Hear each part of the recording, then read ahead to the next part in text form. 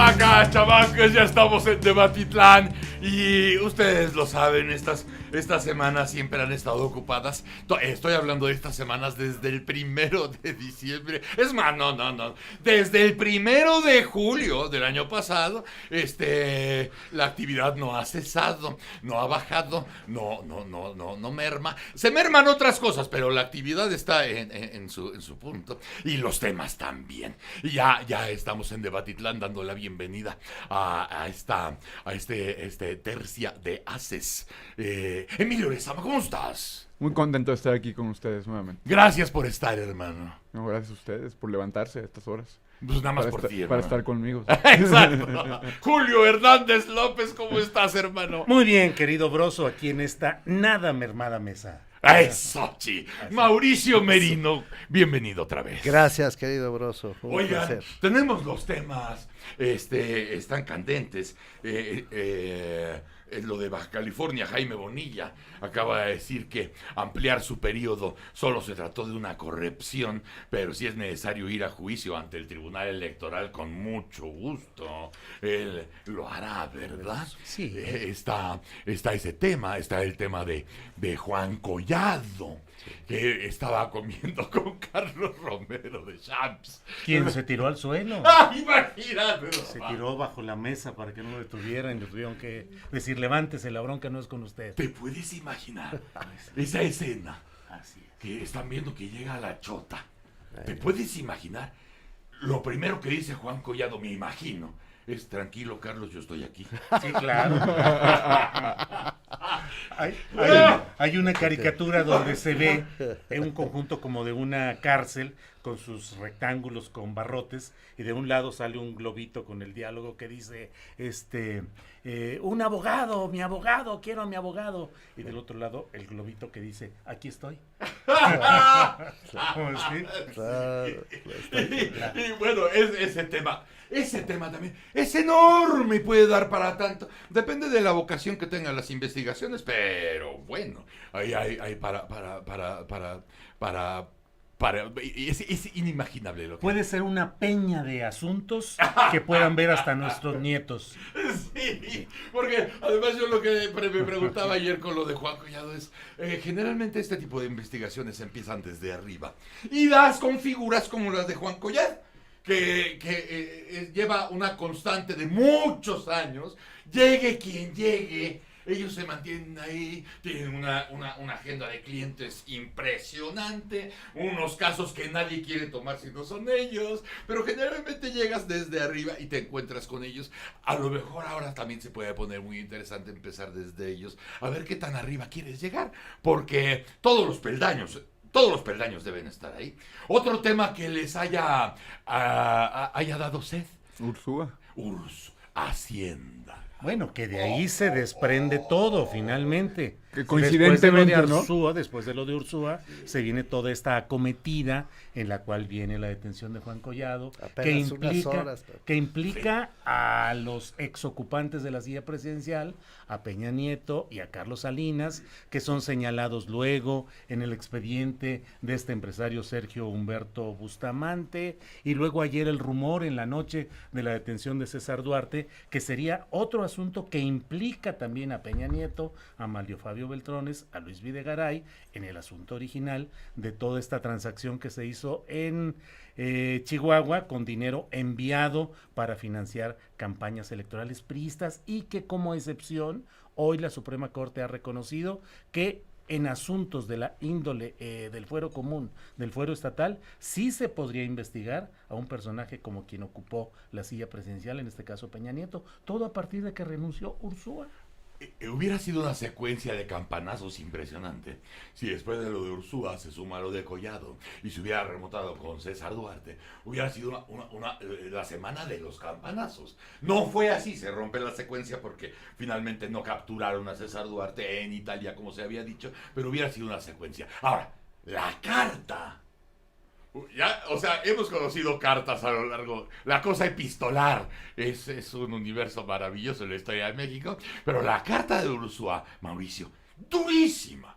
Sí, breve, porque ya nos habíamos quedado con la carta de Germán. Germán, que era buena, pero era extensa, pero esta fue muy breve y fue a lo mejor más dura.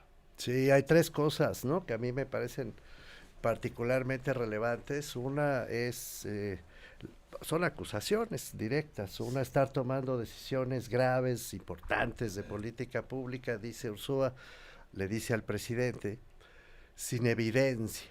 Y eso, ya lo sabíamos, ¿no? Sí, pero no es lo mismo que lo diga no es lo mismo que diga él, de pero Hacienda, sí. que confirma, por así decir, esta tesis. Sin suficiente sustento. Insuficiente evidencia, más por intuición, digamos, no la estoy citando, no la tengo a la vista de memoria, pero que no debe ser aceptada ese tipo de decisiones, dice Ursúa, Sí. por ningún extremismo, que es todavía peor, lo subraya, ni de derecha ni de izquierda. Así Le dice. llama extremista Así dice. al presidente. La segunda, que me parece particularmente delicada, es también la acusación de estar poniendo personal en cargos técnicos que no tienen calificación para ocupar esos cargos. Esa es una acusación directa. Que Motivado por personajes influyentes del actual gobierno con un patente conflicto de interés. Esa es la tercera. La tercera es la del conflicto de interés. Y subrayo estas 2 últimas. La primera, digamos, es una confirmación de la tesis de que efectivamente hay más intuición que evidencia, que a todos nos preocupa y nos debe preocupar. Pero la segunda y la tercera tienen otro carácter, creo yo. Desde luego, cuando se habla de conflicto de interés, se está formulando una acusación directa de corrupción. El conflicto de interés es uno de los tipos que están en la Ley General de Responsabilidades Administrativas y que atañen directamente a la corrupción. Entonces, si Ursúa observa conflictos de interés, con como un lo dice, patente conflicto de interés. tiene que decir a qué se refiere. Claro. La verdad, yo sí le reclamaría a Carlos Ursúa ese dato. ¿Usted opina que hay conflicto de interés? Bueno, que sepa que está hablando de un tipo específico señalado en la ley y que debe ser perseguido por el Sistema Nacional Anticorrupción, así que está obligado a denunciar. Sí, que no se quede nada más en la carta el dicho como parte del adiós. Sí, porque, insisto, cuando se habla de un tipo que está establecido en las leyes, una conducta que debe ser sancionable, hay que poner el nombre y el apellido, o los nombres y los apellidos. Yo sí le reclamaría a Ursúa eso, que nos diga quién está cometiendo el conflicto de interés. Ya lo hemos hablado antes. Sí. La corrupción es un fenómeno, no es un delito, eso es una torpeza. Lo hemos dicho 15 veces. El fenómeno se manifiesta en delitos o en faltas administrativas, que están tipificadas en las leyes. Hay 11 tipos distintos. Uno de esos tipos es el conflicto de interés. Por lo tanto, si el exsecretario de Hacienda cree que alguien está en conflicto de interés, debe denunciar. Él lleva mucho tiempo en el rock and roll. O sea, si pone algo así... Lleva más en la academia. Pero en una carta. Sí. Si pone algo así, él sabe que deja ese hilo vivo, ¿no? Sí, pero por eso quien afirma debe probar, dicen los abogados. Y la otra es más difícil, pero no menos importante. Y yo coincido con Ursúa. Creo que en el segundo punto que voy a mencionar, creo que uno de los problemas más graves que está enfrentando el gobierno actual de México es estar confundiendo la construcción de un gobierno propiamente dicho, de una administración pública capaz, profesional, articulada, llamada a hacer un gran cambio en la historia de México, con un movimiento político de militantes, de leales, de cercanos, que solo por ese hecho deben ocupar puestos públicos y no por sus credenciales profesionales. Este no es solo un fenómeno de Hacienda, ya está generalizando. Están sacando gente, a mucha gente, por el solo hecho de haber pertenecido a gobiernos anteriores y están entrando a los puestos públicos otra vez, en esto no hay novedad, personas cuya principal credencial es la cercanía política, la militancia y la lealtad. Esto sí es una pésima noticia para la República. La denuncia Carlos Ursúa ya estalló en Hacienda y mucho me temo que ya es una tendencia que debe a todos llamarnos la atención. Por más que quiera Andrés Manuel, Julio, minimizar el asunto, decir ya vamos a otra cosa, no hay nada que demostrar, ni nada que explicar, ni nada. Vamos con Herrera. Tendríamos la obligación de pensar que es una relación muy cercana, la de Andrés Manuel con Ursúa, que lleva años.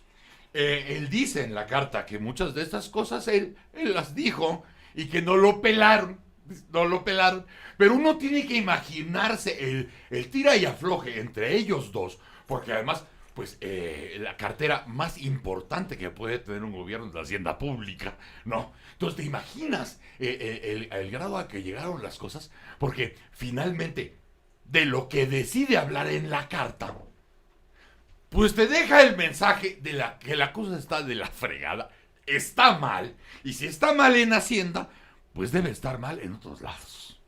Sí, hay ahí una serie de irregularidades en el manejo de la operación gubernamental que han sido ya expresadas incluso por el propio presidente López Obrador al señalar pues que hubo divergencias en cuanto a la redacción del Plan Nacional de Desarrollo, en cuanto a la injerencia de Alfonso Romo, el jefe de la oficina de la presidencia, en temas como el sistema de administración tributaria y la banca de desarrollo, en los cuales pues evidentemente hay una injerencia de alguien que él, de origen, Alfonso Romo, había dicho que no aceptaría el cargo de jefe de la oficina de la presidencia de la República porque él estaba consciente de que él estaría en un conflicto de interés. Cierto. Lo dijo con toda anticipación y a pesar de ello, en un acto en la Macroplaza de Monterrey, el presidente López Obrador anunció que había decidido invitar a Romo para que fuera el jefe de la oficina de la presidencia. Si fue concertado o fue sorpresivo, no lo sabemos, pero tenemos a un Alfonso Romo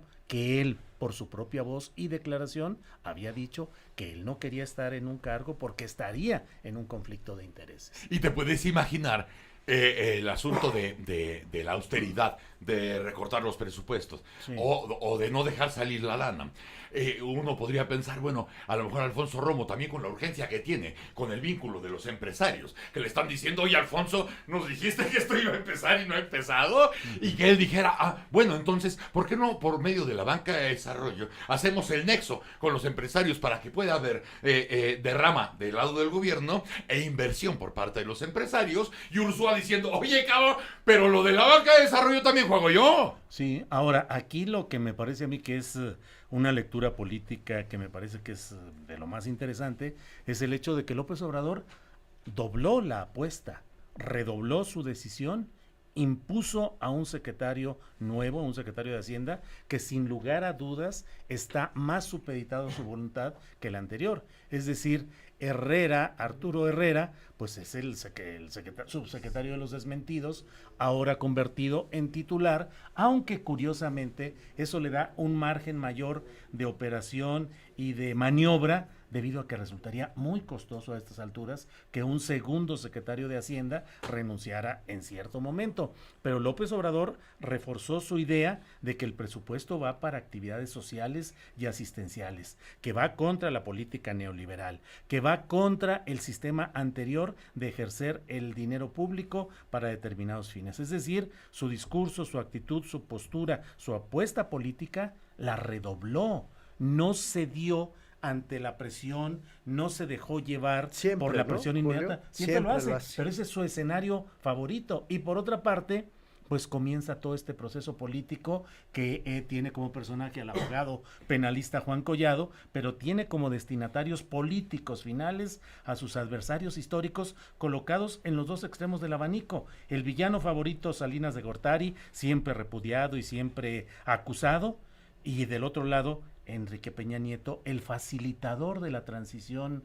democrática, el facilitador de la aceptación de los resultados electorales, pero finalmente ambos colocados en el mismo abanico de los adversarios de López Obrador. Yo creo que finalmente afinó su puntería, redobló la apuesta y sostuvo su misma estrategia. Con la llegada de Arturo Herrera, Emilio, surgió el Financial Times y le dice, oiga, a ver si ya escucha usted a su secretario de Hacienda, porque pues sabe usted que para la vida económica del mundo y todo, pues no bastan los datos que usted tenga, ¿verdad? Le dicen a Andrés Manuel. Andrés Manuel se saca de onda y casi nombra al primer periódico inglés fifí de la historia. Allende el mar. O sea, ya hay un periódico fifí que además cayó como cómplice cuando estaban dándose las reformas estructurales y en vez de haber dicho lo que él hubiera querido que dijeran, ni dijeron. Pero llega este momento donde ya Financial Times ya le contesta la periodista y le dice, oiga, con mucho gusto, si usted nos da una entrevista, con mucho gusto lo discutimos, ¿eh? Sí, mira, creo que primero que nada hay una cuestión de fondo que sí hay que explicar y dar a entender. Sí. El hecho de que Ursúa, un secretario de Hacienda, pueda escribir y publicar una carta de esa índole y dirigida al presidente con una crítica fuerte obviamente a su mandato y salirse del gobierno, viene de un primer principio que no estamos tan acostumbrados, y es que Andrés Manuel López Obrador decide poner en algunos puestos del gabinete o del primer círculo del gabinete a personas que no son políticos de carrera, sino especialistas en ciertas áreas. No tengo duda de que en sexenios como el de Calderón y Peña Nieto haya habido secretarios de Hacienda y secretarios de muchas secretarías que estaban poco conformes con la política de gobierno o que no estaban de acuerdo en cómo se estaban llevando las cosas. Y sin embargo, jamás hubiéramos visto este tipo de cartas porque al ser políticos o al ser personajes con una esperanza de vida política dentro de la nomenclatura mexicana, pues no se atrevían a moverse o a criticar porque eso los dejaba fuera. Pienso, por ejemplo, en el secretario Meade. Si el secretario Meade hubiera estado en desacuerdo con alguna política de Peña Nieto y lo hubiera expresado públicamente, pues se le acababan sus oportunidades de ser candidato presidencial unos años después. Entonces, el hecho de que Ursúa pueda escribir esta carta, de que Germán Martínez pueda escribir su carta, viene también desde un principio de una configuración distinta del gabinete en México, que no habíamos visto desde el principio de Fox, cuando Fox hizo buscó esos headhunters y puso a personajes que no eran necesariamente políticos, pero que encajaban en las diferentes secretarías, y que al igual que con Fox, en este caso parece estar renunciando muy pronto. Es decir, creo que lo que es más preocupante de la renuncia de Ursúa es que tarde o temprano, Andrés Manuel va a darse cuenta que va a tener que poner a políticos en esos puestos para poder mantener un cierto orden y que no le siga pasando esto. Dicho eso, pues sí hay un elemento de fondo que es preocupante, que es que revela un entramado interno del gobierno, como pocas veces se había revelado antes por las características que menciono, que habla de una situación, que confirma una situación que ya sospechábamos mucho, de improvisación, de falta de especialistas a la hora de tomar las decisiones en políticas públicas importantes para el país. Y creo que es sano que esto suceda, pero también hay un elemento que agrega la preocupación de que eso exista.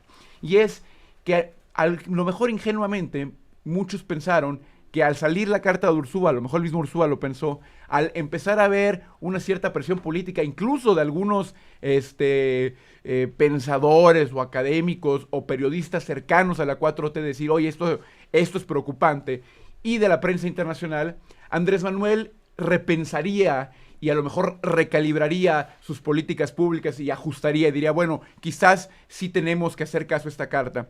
Y parece ser que la reacción de Andrés Manuel, como bien menciona Julio, no es esa, sino es la de confirmar que él va como va.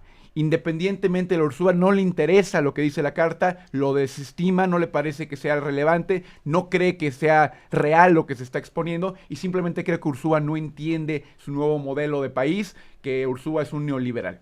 Entonces, una de las cosas que me parecen más preocupantes de esto es que nos hemos dado cuenta que el revelar inconsistencias internas del sistema, criticarlo incluso de manera positiva, no va a hacer que Andrés Manuel cambie su rumbo.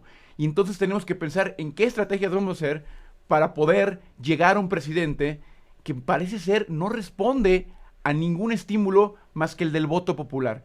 Entonces me parece que esos son los elementos que yo pondré en la mesa sobre lo que sucedió con Ursúa. Es importante el voto popular. Por supuesto que es importante, pero cuando tienes una cosa como la Secretaría de Hacienda, ¿no? Con políticas internas, económicas, que el electorado general no tiene por qué entender y no tiene por qué expresarse sobre ellas, ¿no? en ese sentido, si está haciendo políticas económicas equivocadas, pues creo que la crítica de un hombre cercano a él, al que le tuvo confianza durante mucho tiempo, pues uno pensaría, a lo mejor lo hace recalibrar, uno esperaría, ¿no? Y parece que no es el caso. Entonces, en ese sentido, el voto popular puede ser muy importante para lo electoral, para la fuerza política, pero para este tipo de políticas económicas muy particulares, financieras, me parece que sería bueno pensar que podría escuchar voces de gente que alguna vez fue cercana a él. Pero además dices una cosa que cobra mucho sentido. Si tienes un político en el puesto, va a actuar de una manera o no va a decir cosas. Se aguanta. Tragará sapos. Porque quiere el hueso. O sea, igual si le conviene se queda ahí ya. En el caso de lo que parece sano con Ursúa es que dijo, yo ya no quiero seguir en este camión. Yo ya no voy a estar, no estoy de acuerdo, porque sí es cierto, hemos visto también en la 4T hay políticos profesionales. Tú ves a Ricardo Monreal que una semana dice, oye, el gabinete no acompaña al presidente, algo debe pasar ahí. A la siguiente semana, el mismo Ricardo Monreal dice, todo está bien en el gabinete, no va a haber cambios en el gabinete. Viene la semana, se va Ursúa, era previsible que se fuera. Ay, cabrón, o sea, 13 escenarios en 3 semanas distintas. Bueno, es un político, siempre lo ha sido así. En el caso de Ursúa, no fue político y ya no quiso continuar. Dijo, yo me bajo del camión, yo no quiero jugar así, no quiero ser parte de lo que no estoy de acuerdo. Vamos a un corte y regresamos porque nos faltan todavía temas. Estamos en Debatitlán. ¡Órale! Debatitlán en aire libre. Quiero vender mi auto.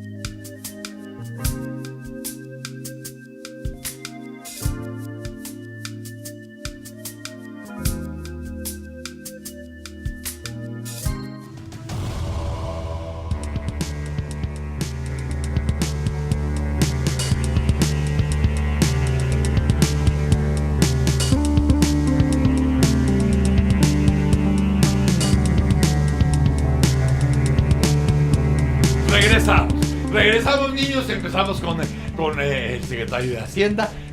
Ya ahorita, en el corte, ya estábamos viendo unos tweets de esos que deja el señor Trump para gozar todo el fin de semana. Este fin de semana que empezarán deportaciones muy importantes en los Estados Unidos de connacionales. También ya empieza a revelar el señor Trump que el trato original que se hizo con el gobierno de México todavía no se conoce en su totalidad. Todavía no, que hay otras partes que no nos han dicho. Y en esas partes, pues suena lo que ya se había platicado aquí, lo que habíamos platicado ya varias veces con Mauricio Merino, acerca de la cuestión automotriz. De ese 30% que es muy valioso aquí y que es muy valioso allá, que es una de las joyas de la corona, y el señor Trump empieza a morder por ahí de todos ellos van a regresar. Tiene además que ver, lo comentábamos con Julio antes de entrar a la cabina, Broso, de la acumulación de temas que por lo menos en estos días, en estas semanas, quizá ya 2 semanas, no están siendo colocados por el presidente López Obrador, sino que se le están imponiendo desde otros ámbitos de la vida pública del país. Lo de Ursúa a todas luces, Trump, vamos, pero desde lejos, y en buena medida las dificultades que se van a desprender, no sé si como causa, como efecto o simplemente como entorno, que hoy se anuncian respecto a la posible recesión de la economía, y a todas luces, eso sí, la desaceleración, eso ya es un hecho. La economía mexicana está en desaceleración, esto ya lo reconoce. Y decían que primer grado de recesión, que hay 3, ¿no? Mira, técnicamente se supone que si tienes 2 trimestres acumulados de crecimiento negativo, dicen los economistas, ya estás en una recesión. Es complicado de afirmar en estos términos, pero sí, a todas luces, el Banco de México ya lo reconoce en su Junta de Gobierno, que por lo menos hay un proceso de desaceleración de la economía, lo que hace prácticamente imposible, Broso, que tengamos los resultados que el presidente había anunciado en términos de crecimiento económico. Ya no, eso ya 4%. No va a suceder. Eso ya lo sabemos. Entonces es una agenda que se le impone. Hoy se publica... Además yo quise decir en una mala broma, y lo dije al aire, que a lo mejor podríamos acabar este año con 0.7 de crecimiento. Y un experto aquí me dijo, oye, pues qué optimista. Exacto, no menos. Cabrón. Cuando tú tienes desaceleración, a todas luces estás hablando de un crecimiento negativo. Es lo que se está anunciando ya. Pues por lo pronto, por el Bank of America, seguramente va a ser Merrill Lynch, va a ser descalificado por el presidente de inmediato, igual que sucedió con Financial Times, etcétera, pero no el Banco de México. El Banco de México ya habla de desaceleración. Entonces, el mejor escenario, el escenario más optimista que tenemos hoy a la vista, es un escenario que no llega al 2%, que era la oferta mínima del presidente. Él habló de 4%, ¿no? No, 4 en promedio. Sí, en promedio. Sí. En promedio. Sí, pero ahora para promediar, si decreces, vas a tener que subir. Bueno, tienes que subir a 8, a 10, a 12, ¿no? O sea, imposible. Y lo que hoy se publica en el Diario de México, Diario Oficial, perdón, sí, es ya el Plan Nacional. ¿Te acuerdas? Él todavía, es que Mauricio todavía sigue leyendo. Regeneración, el Diario de México. No le iban a dejar pasar, ¿verdad? Compró su bolsita y el Republicano. Pasa por Río Frío y se cuida de los bandidos. Sí. Lo que se publicó en el 1+1.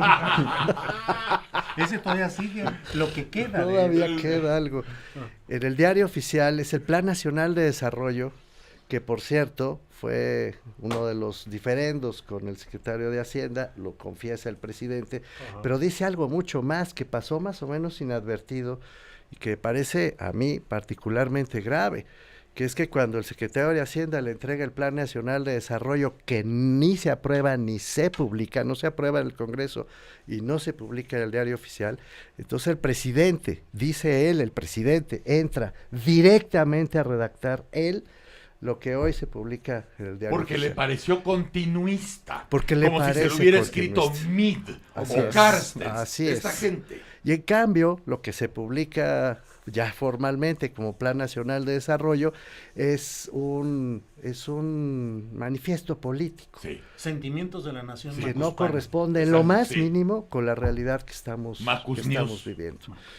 Bueno, pues entonces, a punto y aparte, tienes además ya abierta la caja de Pandora de un combate a la corrupción que ya empezó a convertirse, como se avisoraba, en la pesca de peces gordos. Bueno, ya esa versión pececitos ya arriba. está ganando. Pero mira, en la cuestión de Collado y todos los que vayan a seguir Claro, por la lista va para largo. fiscalía, pero ahora que volteamos al norte obligadamente por lo de los tweets, ¿por qué no nos quedamos ahí por esa zona, en la mirada hacia allá? Porque está Baja California, cabrón. Bueno, Y esa bronquita de Baja California va a ser carísima, creo yo, por lo que representa, por el precedente, por lo que sabemos de las intentonas que hubo para alargar el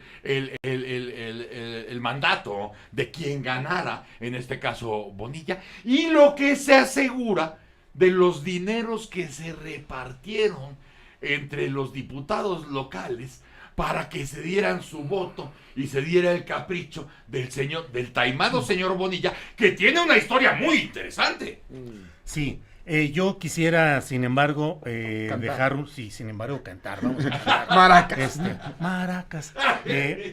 Creo yo que a pesar de todo este escenario complicado que está a la vista, también debemos de ver la otra parte, que es el hecho de que con todos los vaivenes que se diga, la paridad cambiaria se mantiene, no hubo la crisis que se vaticinaba, que parecía que iba a venir la catástrofe luego de la renuncia de Ursúa, hubo un control de daños inmediato con la designación de Herrera, se recuperó rápidamente el peso.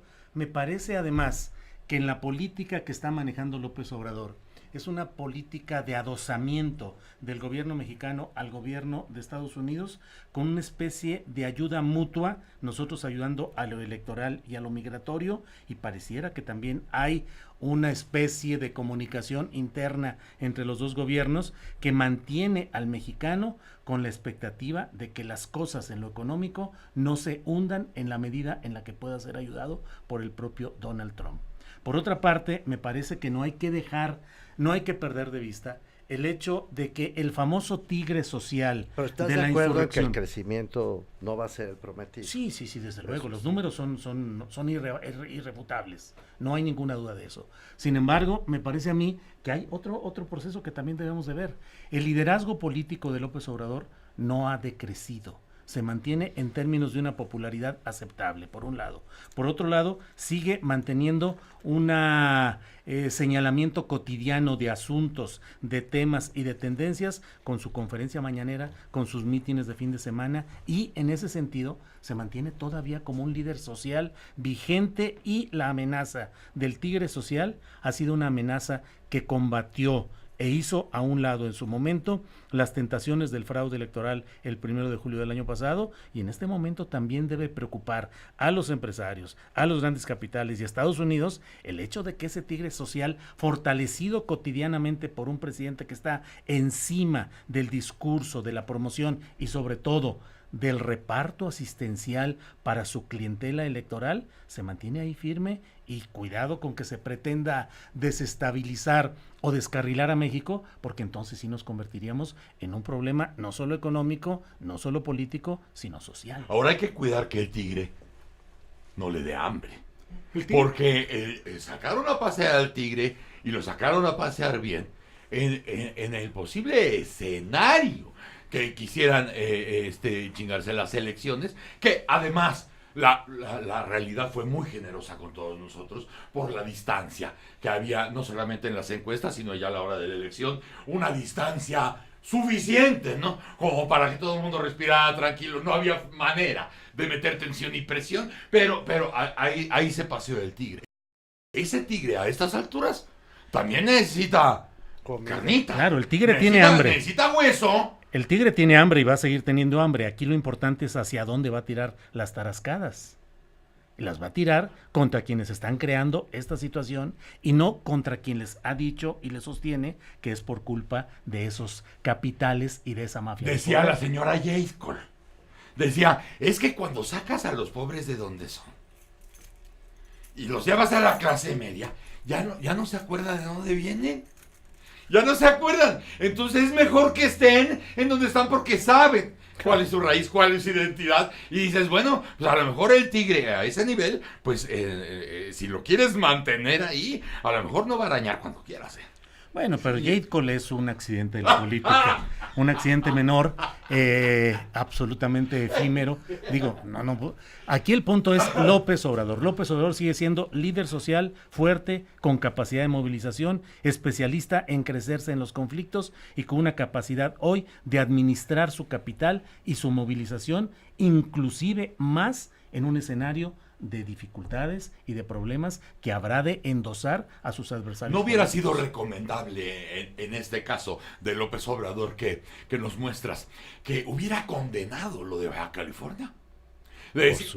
Porque además los que pueden hacer ruido, uno de ellos es el jurídico de la presidencia. La presidencia es la que puede también presentar un acto de inconstitucionalidad ante la Suprema Corte de Justicia de la Nación. Y hubiera sido, yo creo, que muy sano que lo hubiera condenado, y ya veremos, hay instancias para que la gente diga que no es posible o se queje. Ya es otro plano. Pero condenarlo, por lo menos condenarlo, porque a todas luces sí fue una marranadilla lo que pasó por allá. Ya es otro plano, distinto de lo económico y de lo que hablábamos ahorita del tigre social. Político. Sí, y desde luego es absolutamente, yo he dicho, estoy rotundamente en contra de lo que está haciendo ahí. Baja California pareciera un laboratorio de exploración de las capacidades de extensión del poder por vías indirectas, y eso es muy preocupante. Están en pie de guerra política, reactivado Cuauhtémoc Cárdenas, que ha hecho el pronunciamiento más firme y más serio, más crítico desde que fueron las elecciones presidenciales. Tatiana Cloutier, decantándose cada vez más fuera del círculo central de López Obrador, tomando posiciones por su propio lado, aspirando a ser gobernadora de Nuevo León o acaso candidata presidencial. Pero en fin, lo de Baja California es una cochinada al peor estilo del priismo clásico comprador de diputados para todo tipo de efectos y para darse una extensión de poder que es preocupante. Decía el... Amén.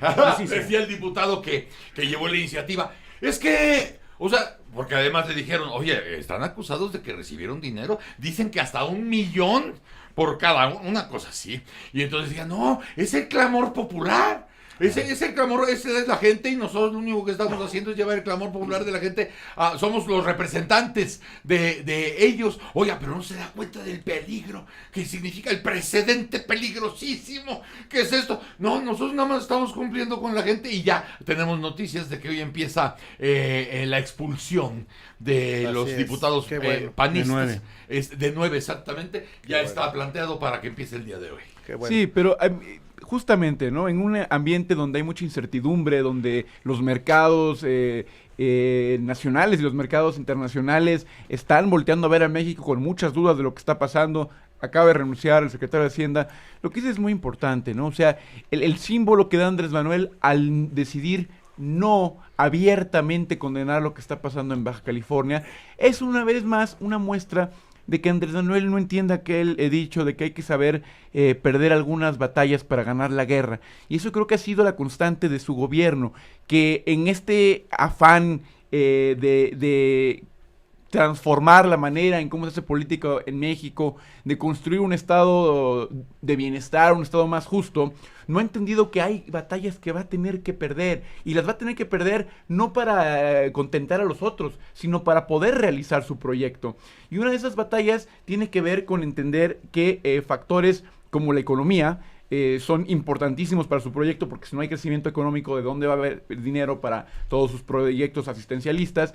O el tema también de la política externa, donde de pronto Andrés Manuel no acaba de entender que ya no está en campaña política y que es un jefe de Estado. Cuestiones como lo del aeropuerto y la de la refinería podrán ser populares o podrán tener un respaldo en este electorado del que habla Julio, pero si Andrés Manuel no empieza a actuar más pragmáticamente en ese tipo de casos, no va a poder llevar a cabo las cosas que son más directamente importantes para su proyecto. Y el tema sí empieza a preocupar, porque sí se empiezan a agregar elementos que plantean por lo menos un futuro inmediato bastante sombrío, en lo económico, hablábamos de la recesión, la parte de criminal, de la violencia que no acaba de bajar y sigue subiendo, ¿no? Obviamente con la presión de Estados Unidos y la campaña electoral que empieza ya, que va, lo quiera o no Andrés Manuel, haya negociado lo que haya negociado, va a generar una presión constante sobre él y sobre México. Entonces, al corto plazo, el capital político del que habla Julio es cierto y me parece que sigue siendo un arma poderosa. Sin embargo, en una elección siempre hay un voto duro y hay un voto blando, ¿no? El voto duro, no tengo los números de Andrés Manuel, pero bueno, ha de corresponder por ahí del 20% de su voto, ¿no? Y luego hay un voto blando que vota de acuerdo a las circunstancias. Y yo creo que no había duda que en estas circunstancias en México, dada el despilfarre y la destrucción que causaron los sexenios anteriores, pues había una esperanza vertida en un nuevo proyecto político. Pero ese porcentaje de voto blando no está incondicionalmente con Andrés Manuel ni con ningún proyecto. Creen en Andrés Manuel en este momento porque creen que su proyecto da esperanza para sus necesidades de vida, de futuro, de presente, ¿no? En el momento en el que eso deje de ser cierto, yo no creo que esa masa de los números que tiene ahorita Andrés Manuel vaya a continuar de la misma forma. Y lo preocupante es cuál va a ser el costo si el país no es que está creciendo, sino está dejando de crecer, decreciendo, ¿no? Creciendo negativamente, de el nivel de asistencialismo al que estamos llegando. Porque Andrés Manuel la solución que tiene es muy sencilla, ¿no? Bueno, no hay dinero, están las cosas mal, pero ¿cuántos mexicanos hoy en día ya tienen becas? ¿Cuántas familias indirecta o directamente ya tienen un dinero que va directo del gobierno? Eso apacigua por un rato, pero ¿cómo vas a mantener ese estado de las cosas si tu economía no crece? Si hay factores internacionales que siguen y van a seguir afectando y tú insistes en no ceder en campos estratégicos. Mira, si Andrés Manuel fuera más pragmático y se diera en temas de aeropuerto, de su refinería, en temas económicos, en lo que señala Ursúa, podría llevar a cabo de manera... No sería él. No sería él, pero podría llevar a cabo su proyecto de nación de mucho mejor manera a largo plazo. Pero dices, oye, no se pueden ganar todas las batallas, porque también tienes que concentrarte en la guerra. El señor Bonilla, ahí en Baja California, fue su superdelegado. Sí. Hoy ya se saben por filtraciones que incluso está expulsado de la Liga de Béisbol, del sagrado béisbol, por andar pagando chapuzas a jugadores. Hasta de eso está expulsado. Pero tienes otro superdelegado en Jalisco, sí, que está en la lupa por lo de las medicinas. Sí. Este superdelegado que dijo que no tenía ninguna relación con la empresa de la que se estaba hablando, y Banorte acaba de anunciar que ya tiene acceso él y su esposa a la cuenta de esa compañía. No podrías salvar a tus dos superdelegados. A lo mejor tienes que dejar ir a uno, a lo mejor tienes que dejar ir a dos, pero todo eso también cuenta. O resolver el conflicto de interés, insisto, exacto, denunciado por Ursúa. O también. Y que aquí ya se puso el nombre de Alfonso Romo en la mesa. Yo lo que veo, y familiares, etcétera. A ver, aquí deja de ponerlo así. Yo creo que lo que está en juego no es solamente reconociendo la importancia de la popularidad del presidente y su capacidad de mantener esta comunicación con una gran parte de la población, reconociendo eso, ¿no? Dejándolo puesto sobre la mesa. Yo creo que lo que está en juego es la profundidad del cambio a la que está convocando el presidente López Obrador. No es un asunto cosmético. Él está pidiendo, encabezando una auténtica revolución, eso dice. No solo de las conciencias, sino para eliminar de plano todo lo que venga del pasado. Está ofreciendo un cambio de régimen a fondo. De cierto pasado, le gusta otro pasado. De acuerdo, pero está pidiendo el cambio de régimen, por lo menos 36 años, 36 de cambio años. Completo. Todo lo que venga de esos 36 años debe derruirse. Estoy no forzando demasiado el argumento, es lo que dice el presidente, para crear una cosa completamente nueva. Bueno, para que eso suceda, tiene que controlar la agenda política Y en estas semanas hemos visto cómo la agenda política se le está imponiendo desde fuera. Los problemas ya se le están multiplicando y no es él el que tiene capacidad de comunicación indudable, pero los grandes temas de los que estamos hablando, ninguno de ellos, excepto el de Collado, ha sido colocado desde la Presidencia de la República. Todos los demás están emergiendo, están siendo consecuencia de problemas no resueltos, o incluso o muy mal resueltos. Sí. Entonces, ya este es un primer dato. El segundo, y perdón por esta desviación, es que eventualmente su base de apoyo se le pueda deteriorar con todos estos episodios.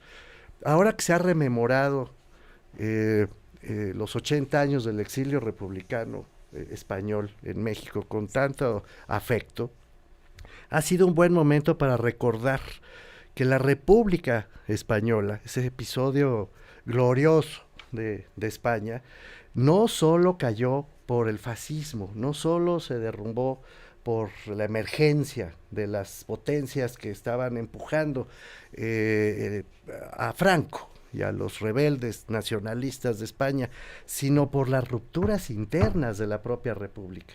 La República Española nunca pudo conciliarse a sí misma por los extremos de sus propios partidarios, se pelearon entre ellos.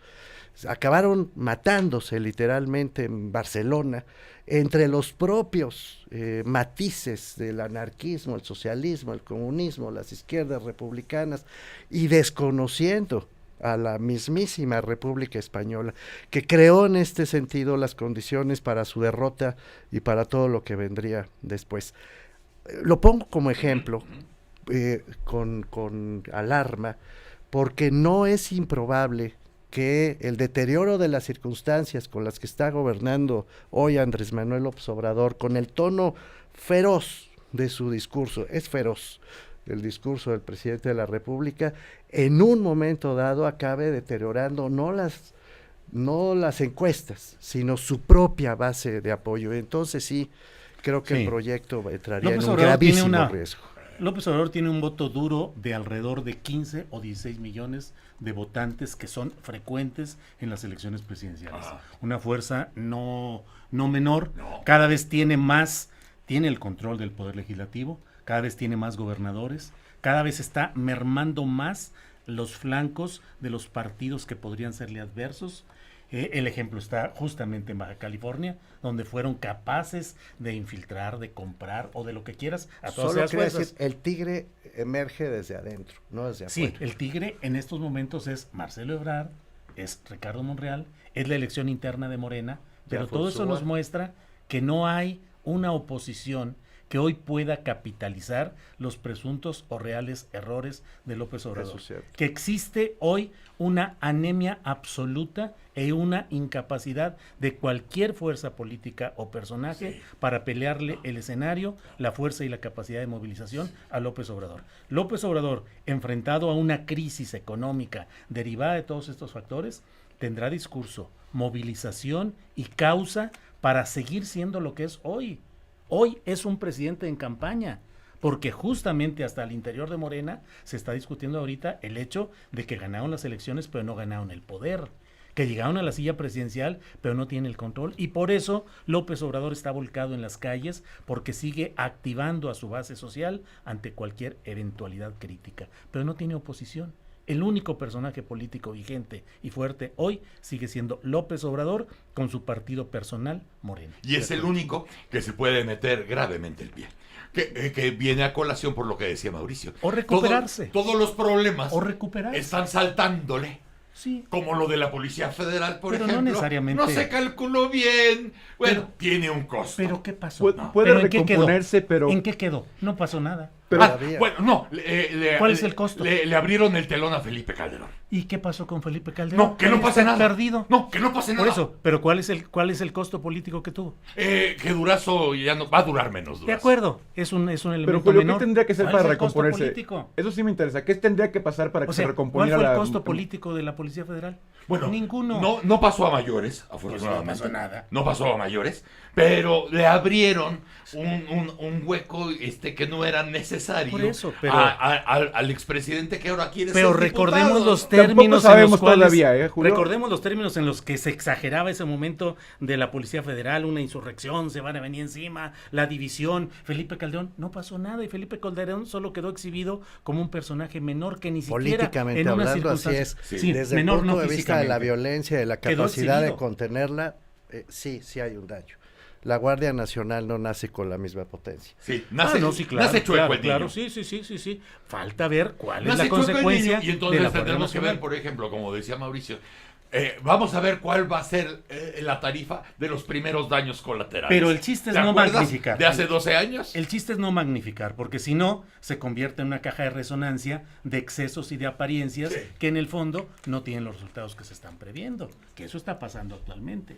Sí, también las consecuencias de lo que sucedió ahí y lo que está sucediendo no necesariamente se ven inmediatamente, ¿no? Yo creo que conforme pasa el tiempo, muchas de esas consecuencias que ahorita no encuentras y Pues que tienes sí, esa razón es en la encontrar, política. se van a ir acumulando y van a poder estallar y vamos a poder decir en unos años, a lo mejor esto sí tuvo consecuencias, solo no nos dimos cuenta inmediatamente. Puede que ¿no? sí, O a lo puede que mejor no. no. Puede que no. Puede que sí, puede puede que que sí, no. puede que no. No, pero nada más el único es que el hecho de que no la tenga inmediatamente no significa que no la vaya a tener. Es mi una único obviedad, punto. por eso digo, puede que sí, puede que no. Y estaremos listos porque es cierto, la oposición no se nota, no hay oposición, no hay personajes que puedan estar compitiendo con estos carismas y estos números de Andrés Manuel López Obrador. Y entonces también puede que sí, puede que no. Puede saltar una muy buena noticia mañana, como pasado mañana puede soltar una muy mala noticia, que venga de Estados Unidos, que venga de una bronca mal resuelta, que venga de una bronca que no se esperaba, que no se calculaba, pero puede que sí. Ahí vienen puede. las redadas. Vienen las redadas el fin domingo. de semana. Marcelo está dispuesto a partirse la crisma por cualquiera de los connacionales que quieran votar del otro lado, pero pues se tiene que dar cuenta Marcelo que ya no juega en este equipo, juega en el equipo de allá. Haremos una apuesta, si Julio la aceptara, si el tigre está afuera o el tigre está adentro de la jaula. A mí me preocupa más que esté adentro de la jaula. No hay oposición, es cierto, pero las oposiciones más potentes son las de la propia casa. Yo ahí Pero no yo coincido. estoy de acuerdo, Yo yo no- es lo que dije, que la oposición está adentro. Sí, pero no va a pasar lo de España, lo que decías. Yo creo que es un escenario mucho más parecido a lo de Correa en Ecuador, a lo de Evo, o sea, un presidente Ojalá, yo muy no quiero fuerte. que pase lo de España, Sí, obviamente. Sí, no, Ojalá pero yo no. no veo por dónde ahorita una oposición interna dentro de Morena pudiera rebatirle ese poder político a Andrés Manuel. No, veo por ahí. Es una ¿no? oposición Morena, interna no. para modular, para moderar De sus y para propias mantener huestes. Sí. el mismo esquema con diferentes fuerzas dialécticamente. Afortunadamente estaremos juntos para verlo y estaremos juntos para comentarlo. Cualquier cosa sucede en el escenario del Pueque sí, en el escenario del Pueque no. Estaremos juntos y lo estaremos compartiendo con ustedes si quieren. Gracias, Mauricio Menino. Gracias, Broso. Gracias, Julio Hernández. Muchas gracias, querido Broso. Gracias, Emilio Lezama. Un gusto como siempre. Chamacos, hoy es viernes, va a llover. El lunes estaremos con ustedes a las 7, si quieren o no. Si tienen radio, se lo meten por las orejas. Órale.